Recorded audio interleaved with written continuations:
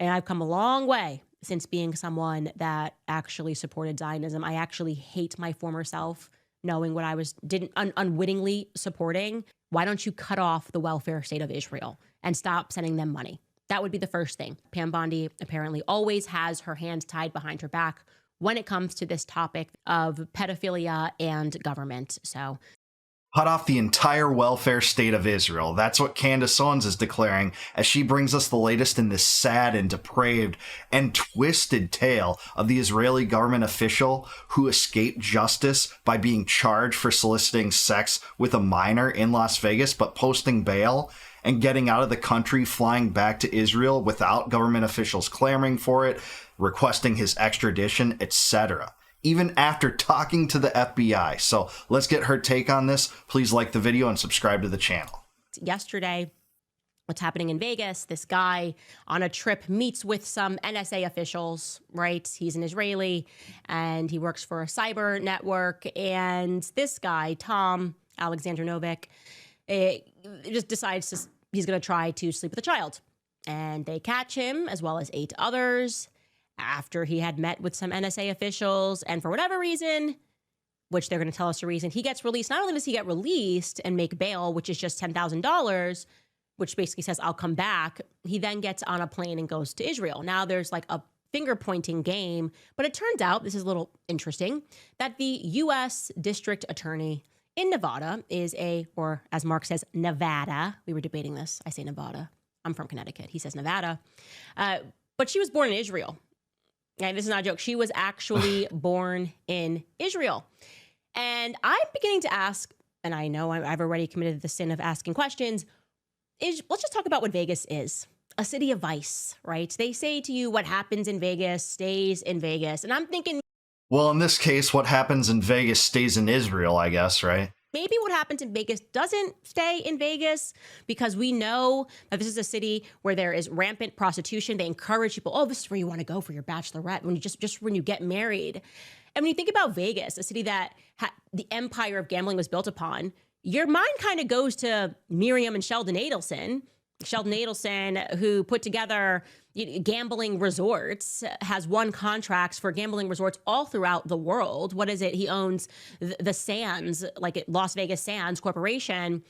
And you really start to feel not that comfortable, given the fact that he's on camera saying how loyal he is to Israel, that his biggest regret in life is that, he didn't serve in the IDF like his wife Miriam did. And Miriam Adelson gave Trump $100 million, and it actually brings up something that a lot of people were commenting on in my videos talking about this, about how, Miriam Adelson must have been the one that posted that bail. I mean, she lives in Vegas. She's part of that multi-billion-dollar conglomerate, one of the most pro-Israel Zionists, and this whole thing is just a slap in the face. How is this guy's passport not revoked? How is our political class not totally up in arms about this? It's because of the Israel lobby. And just the fact that this judge that set the bail at $10,000, let this guy go scot-free, was a dual citizen of Israel, just raises further questions. Like, you can't make up this stuff. Just going forward, you just can't make up this stuff. And these dual loyalties and positions of power, it's nonsensical, and it just totally slaps us in the face, especially when you're going to, after this, still say they're our greatest ally in the Middle East. And you just begin to think to yourself, everything that's being introduced by Zionists, right, and into our society, gambling, a major vice. Guess what's not legal, okay? What's not legal in Israel, where he has his undying loyalty. I should have his past tense because Sheldon Adelson is recently passed, but it's illegal. Slot machines are illegal in Israel. Pornography, hardcore pornography, introduced, laws passed, fought, convincing Americans this is a matter of free speech, introduced by people that were allegiant to Israel. Interesting. I didn't know that gambling was illegal there. Did you guys know that? Let me know in the comments if you knew that. And yet, miraculously, for a very long time, pornography was banned in Israel. I think they're still trying to pass rules to ban it. You essentially have to register if you want pornography, write to your cable company or something. Skylar, we should pull up an article because they'll say this isn't true. Look up, is porn legal in Israel? So what they are giving to other countries as gifts, they don't want in their own country. Why is that? If it's so fun, if gambling is so fun and they're fighting to get these laws passed in America, why not fight to get that passed? Freedom of speech, pornography, gambling, whatever it is. Why not keep that exact same energy when it comes to Israel? Yeah, it sure seems like the Adelsons wanted to influence the U.S. government in a pro-Israeli direction much more than they ever wanted to influence the Israeli government in a pro-America direction. Certainly so. That is, a bit of hypocrisy you can inject into this conversation. You can inject it into all sorts of other conversations. But the Israel lobby is far greater in terms of power and influence than just the Adelsons. But don't get me wrong, they are the spearhead. I think if I had to guess the reason why it feels like, the questions that she's asking, like it feels like it can't say anything bad, you can't start asking questions about Israel, is because they know that these vices are being used to control us. Truly, you guys, if you look at the history of pornography, it is undeniable because they have explicitly said it, right? Al Goldstein explicitly said, we Jews love pornography because we hate Catholics and we hate Jesus and allows us to crush the church. That's a direct quote on his Wikipedia, Al Goldstein, a person who had a federal case and fought for obscenity laws to be removed. What's happening here? Wake up, pay attention to what's happening. There's definitely a cultural rot that surrounds these things, and that goes for whether or not you want these things to be outright banned by the state. So people should be thrown into cages if they violate these types of things. I err against that because I think that's a rot of the mind. That's the rot of your own personal constitution and, disposition if you get embroiled in these things to such an extent. And there's lots of vices like that. There's drugs and alcohol and things like that. I wouldn't want to throw anyone in cages for violating that. But there is some hypocrisy in not trying to push those things on Israel if you're essentially in control of some of the greatest influence from the pro-Israel direction into the United States. We learned in school about pornography. I remember learning it's healthy to watch pornography. Now I'm going back and I'm like, was that during the time when Robert Maxwell was printing the textbooks, when he got together and decided to print textbooks for American students? Were we learning that these vices are healthy? It's just a little bit of pornography is good. It's healthy for a sexual relationship. We were learning this in health class. I now reflect and I realize how disturbing that is, right? They are trying to get you addicted to one of your vices early on. And whether that vice is drugs, prostitution, sex, pornography, they want to make you guys think that this culture is okay because then they can subjugate your culture. And that is exactly what seems to be happening. I'm saying. Yeah, it just seems like Prohibition has done a pretty good job at subjugating your culture, too, if I'm to disagree with her to some extent. I mean, we tried to eliminate the vices through the iron hand of government, even on a central level, when it came to alcohol prohibition. And that was an outright disaster. It didn't stop people from consuming alcohol. Instead, you had mobsters that got rich over alcohol. People still consumed it. And by the way, the government poisoned the alcohol supply, killing a multitude of individuals. I think something like 10 or 15,000 individuals were killed because the government poisoned industrial alcohol that was used by the bootleggers for these operations. So I don't think the right answer to this is the prohibition state. I don't know if she's going down that, but that's where I disagree with Candace on this, regardless of me totally agreeing with her on this problem regarding Alexandrovich, this vile creature that was allowed to escape back to Israel. I'm saying it for you, Megyn Kelly. Honestly, I'm telling you where you will end up when you start to realize that pressure. And yes, by the way, I would like to confirm what she is saying because obviously I still have a lot of Zionist friends, people who still support Israel. I don't know why they support Israel. I think it's crazy. But they have told me they are offering, like, it's insanity right now. They're fighting a war, but trying to fund every pastor, every influencer, every radio jock on an all expenses paid trip to Israel. Come see it. We love you. We need more allies. Why? Yeah, I mean, this is a propaganda campaign. It's always been that way. Same thing with AIPAC trips to Israel. Matt Gaetz just talked about his recently when he was brought over there. He took a break from their tour, went back to his hotel room, and found someone in his room, just out of nowhere in his hotel room, and presumably trying to bug it or collect blackmail from him. But this propaganda machine is propped up no matter what because the Israel lobby is so prevalent in the United States. A lot of politicians are complicit with it. A lot of the deep state, just parrots it too. This is part of the propaganda campaign to get these influencers on your side. Talk about it. It's the new age of media where individuals have a lot of power, whereas everything used to be just filtered through the hourglass of the big legacy media agents. That's changing. And that's why there's so much desperation when you see people, even like Megyn Kelly, who's definitely Zionist in her orientation. I watched that entire interview, even talk about these issues, even have someone like Marjorie Taylor Greene on. And I've come a long way since being someone that actually supported Zionism. I actually hate my former self, knowing what I didn't unwittingly supporting. By the way, for good measure, I should let you guys know that U.S. attorney that was born in Israel for the District of Nevada, Sigal Chattah, I think I'm saying her name right, Sigal, Sigal Chattah, she then came out and was like, oh, I can't believe a liberal district attorney and state court judge in Nevada failed to require an alleged child molester to surrender his passport, which allowed him to flee our country.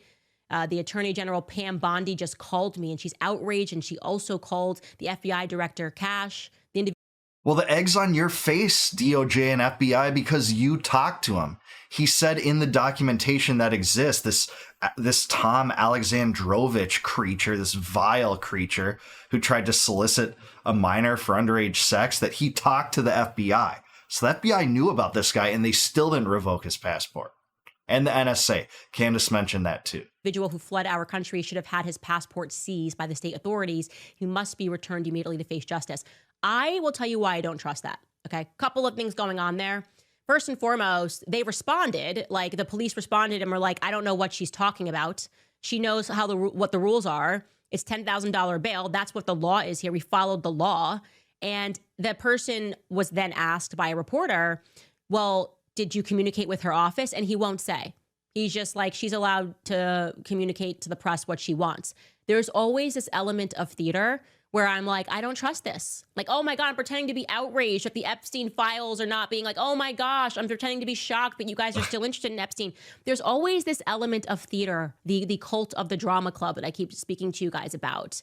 Yeah, they're like, I can't believe you're still talking about pedophiles. That's what the next line will be here. But she's right. There's this inward finger pointing between the DOJ and the Las Vegas authorities on this, when the real finger pointing should be toward Netanyahu and Israel, saying, extradite this guy now or else we revoke all of your aid. All the aid to Israel, we're going to take it back unless you extradite him and the other pedophiles, by the way, that went to Israel, some of which weren't Israeli citizens before declaring that they did want Israeli citizenship under the law of return, which allows any Jewish person with at least one grandparent to invoke that for protections not to be extradited back to the United States.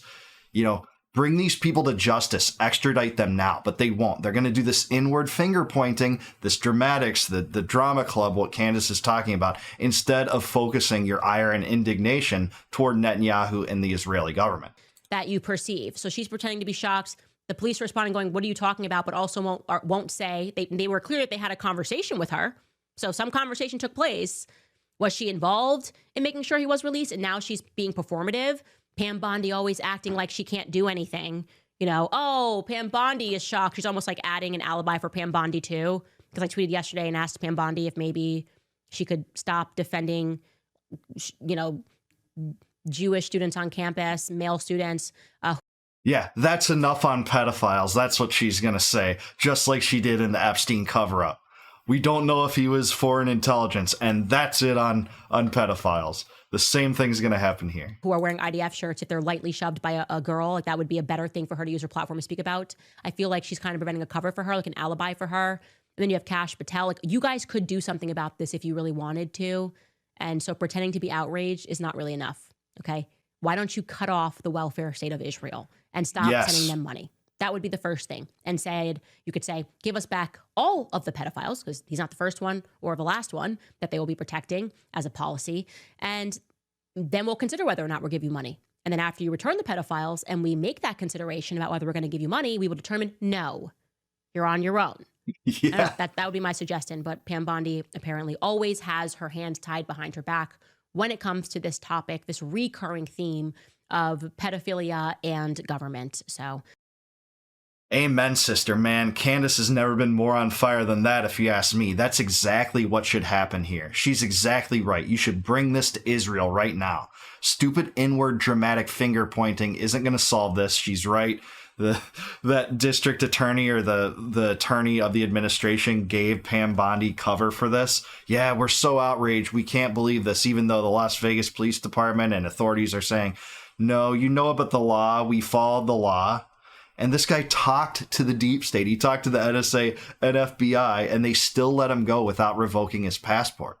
And this is not an isolated incident. But instead of pointing the finger toward Netanyahu, clamoring for him to extradite this villain back to the United States to face justice, they're just going to let this one fly. I don't think you're going to see that kind of messaging from them at all. It's going to be inward finger pointing. And, you know, she's right. Kash Patel and Pam Bondi do have a leverage over this president. Are they directly, you know, in contact with the foreign policy regime and in the State Department? Probably not, but they're cabinet level officials and they have influence over this president. He has their ear, but again, they won't influence them because they're beholden to the Israel lobby. That's what it's always been. That's what it's always been about. And this is just one of those cases where you just look at this case and you just know that after this, out of all the absurdities that we've seen in this story and others, they're still going to repeat the line in the future. Israel's our greatest ally in the world. They're the only democracy in the Middle East. Israel's only fighting to defend themselves. Hamas is using human shields. If Hamas wants the war to end, they'll release the hostages now. All of the propaganda we've heard, they're going to continue without making this an issue. Or the other dozens of pedophiles that have gone over to Israel invoke the law of return and won't be extradited back. Does Trump, or any president for that matter, threaten to withhold aid to Israel if they don't send these criminals back? No, he doesn't. But that's indicative of the Israel first mentality that is so widespread, so prevalent, and so pervasive in our government, not only on the left, but on the right, at least in the political establishment, not on the dissident ends. Thank you, Candace Owens, for bringing this to our attention and covering this. But I want to hear what you guys have to say. Is Candace Owens right about this? Is this the most insulting spectacle of the Israel first mentality you've seen in a while? What is it going to take to erode this criminal relationship between the U.S. and Israel? Let me know in the comments below. Please like the video, subscribe to the channel, also subscribe to Candace. Thank you for this conversation again, Candace. I really enjoyed it. And please consider becoming a YouTube member. If you click the join button below, you can help support the channel. And for thanks in return, I'll give you access to all my members only videos before they go live on YouTube to the general public. And until I see you guys next time, no more war, no more debt, no more inflation, and no more empire. Peace out, guys. Catch you in the next one.